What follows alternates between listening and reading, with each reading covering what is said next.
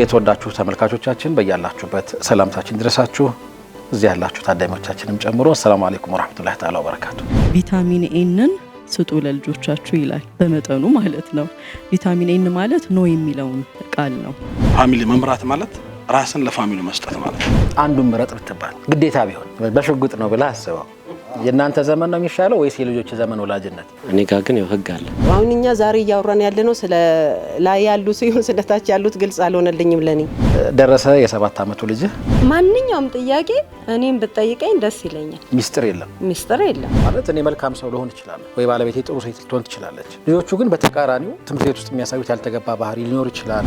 ውጤታቸው ዝቅ ቢል ምናምን የማን ጥፋት? የልጁ ጥፋት ነው ብዬ አላምንም። የማን ነው ጥፋት? መጀመሪያ የኔ ጥፋት ነው ብዬ ማምነው። ምን ማለት ነው? እኩል እየበላህ እኩል እየጠጣህ ምናምን እንዴት ነው የምትበለጠው?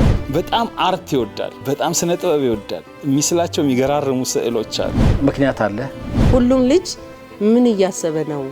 ምን ላይ ነው ያለው? ከምን አይነት ጓደኞች ጋር ነው እየዋለ ያለው? እየሄዱ ነው ወደ አዲሱ ስርዓት ማለት ነው አይደለ? እዛ ውስጥ ተጣልተው ወረደች ነው ያልከኝ?